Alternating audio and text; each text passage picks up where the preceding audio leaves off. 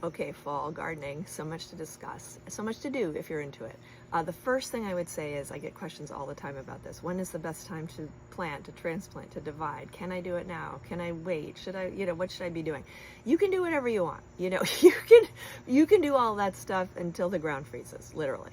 I was out there last year, middle of December. So that you can do that. So don't worry. You just make sure to water plenty. And if it doesn't rain afterward for a few days, then you need to be out there watering. You may also need to be watering your trees and shrubs that are well established, even if you're in a drought situation. So get out there and do that. Can you prune? Yeah, you can prune. You can definitely prune.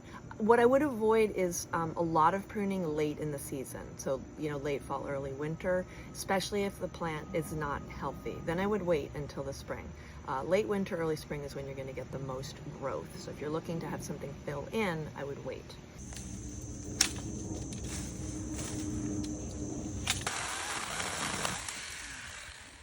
Weeding.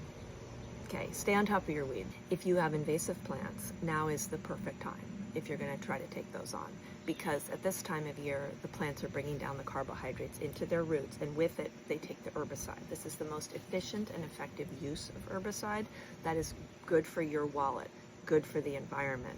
And by removing the invasive plants, that is the best thing you can do for the ecosystem. So I would look into that.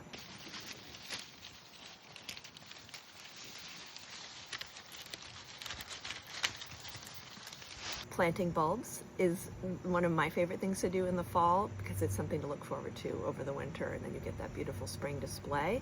I'm usually planting very late November or early December, so there's still time to do that.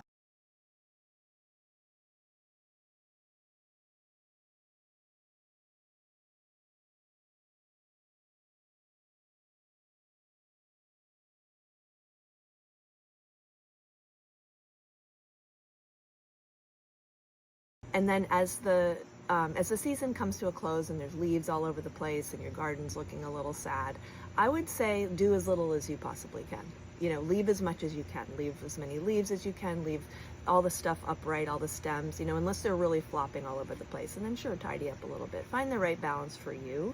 But the best thing you can do for your soil, for the insects, for the birds, just for the general ecosystem, and for your own laziness and time, is to leave as much as possible. And then again, through the spring until it gets reliably in the 50s, when the insects have finished their life cycle.